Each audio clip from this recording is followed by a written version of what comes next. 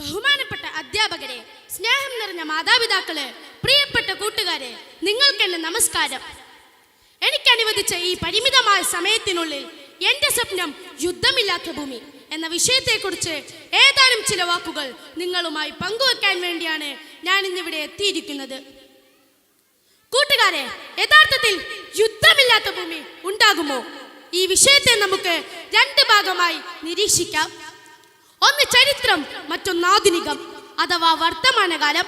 ചരിത്രം പരിശോധിക്കുകയാണെങ്കിൽ വളരെ പഴക്കം ചെന്ന ചരിത്ര വസ്തുതകൾ രേഖപ്പെടുത്തിയിട്ടുള്ള ഗ്രന്ഥങ്ങളാണല്ലോ നമ്മുടെ മതഗ്രന്ഥങ്ങൾ. AD 600-ാം നൂറ്റാണ്ടിൽ രചിക്കപ്പെട്ട പരിശുദ്ധ ഖുർആനും അതിനു മുമ്പേ രചിക്കപ്പെട്ട ബൈബിളും തോറയും അതിനു മുമ്പത്തെ ചരിത്രം പറയുന്ന മഹാഭാരതവും, ഈ ഗ്രന്ഥങ്ങളിലെല്ലാം യുദ്ധത്തെക്കുറിച്ച് പ്രതിപാദിക്കുന്നുണ്ട്. മാത്രമല്ല, നമ്മുടെ സർവകലാശാലകളിലെ ചരിത്ര പുസ്തകം പരിശോധിക്കുകയാണെങ്കിൽ മനസ്സിലാകും, അലക്സാണ്ടറുടെ യുദ്ധങ്ങൾ, ചെങ്കിസ് ഖാന്റെ യുദ്ധങ്ങൾ, നെപ്പോളിയന്റെ യുദ്ധങ്ങൾ തുടങ്ങി രണ്ടാം ലോക മഹായുദ്ധം വരെയുള്ള ലോകത്ത് നടന്നിട്ടുള്ള ചെറുതും വലുതുമായ യുദ്ധങ്ങൾ ചരിത്രത്തിൽ രേഖപ്പെടുത്തി വച്ചിരിക്കുന്നത്. ഇതിൽ നിന്നും നമുക്ക് എന്ത് മനസ്സിലാക്കാം? നമ്മുടെ പൂർവ്വകാലത്ത് യുദ്ധമില്ലാത്തൊരു കാലഘട്ടവും ഉണ്ടായിട്ടില്ല എന്നുള്ളതാണ് ചരിത്രം പഠിക്കുമ്പോൾ നമുക്ക് മനസ്സിലാക്കാൻ സാധിക്കുന്നത്. ഇനി ആധുനിക കാലത്തേക്ക് വന്നാലോ, അവിടെയും യുദ്ധങ്ങൾ തന്നെയാണ്. അഫ്ഗാനിസ്ഥാൻ യുദ്ധം അവസാനിക്കുമ്പോൾ ഇറാഖിൽ തുടങ്ങി, ഇറാഖിൽ അവസാനിക്കുമ്പോൾ സിറിയയിൽ തുടങ്ങി, സിറിയയിൽ അവസാനിക്കുമ്പോൾ ഫലസ്തീനിൽ, ഇറാനിൽ, യുക്രൈനിൽ, ഖത്തറിൽ, അങ്ങനെ ഒന്ന് അവസാനിക്കുമ്പോൾ മറ്റൊന്ന് ആരംഭിക്കുന്ന രീതിയിൽ ലോകത്ത് യുദ്ധങ്ങൾ തുടർന്നുകൊണ്ടിരിക്കുന്നു.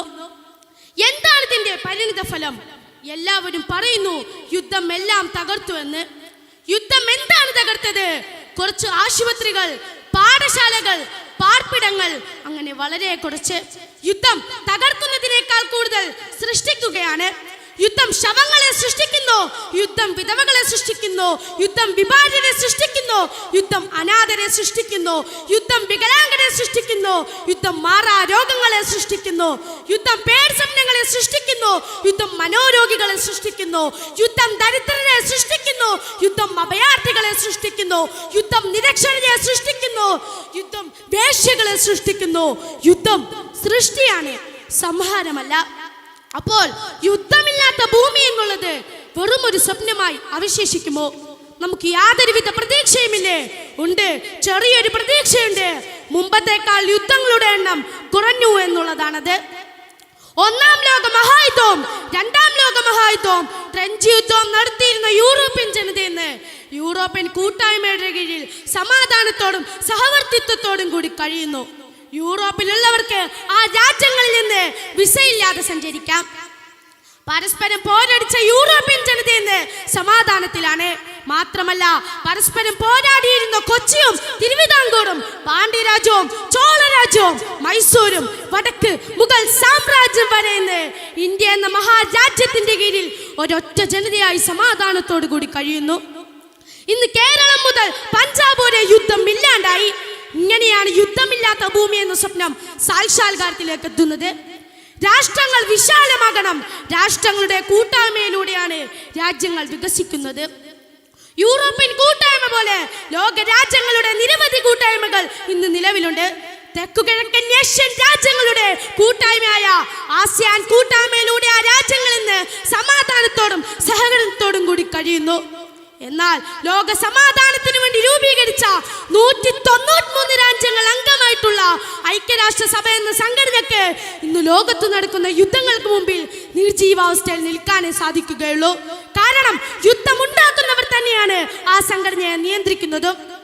സാമ്രാജ്യത്വവും അധിനിവേശവും ഭീകരവാദവും ഇല്ലാണ്ടാക്കിയാലും യുദ്ധം മറ്റൊരു കാരണത്താൽ ലോകത്ത് തുടർന്നുകൊണ്ടിരിക്കും. കാരണം അഥർവവേദത്തിൽ പറയുന്നത് പോലെ യുദ്ധം ആരംഭിക്കുന്നത് മനുഷ്യ മനസ്സിലാണ്. മനുഷ്യ മനസ്സിലെ മത്സരബുദ്ധി ഉപേക്ഷിച്ച് ലോകത്തെ സമഭാവനയോടെ കാണാൻ ശ്രമിക്കണം. പൂന്താനം പറഞ്ഞതുപോലെ, കൂടിയല്ല പിറക്കുന്ന നേരത്തും കൂടിയല്ല മരിക്കുന്ന നേരത്തും മധ്യേങ്ങനെ കാണുന്ന നേരത്ത് മത്സരിക്കുന്നതെന്തിനു നാം വൃഥാ.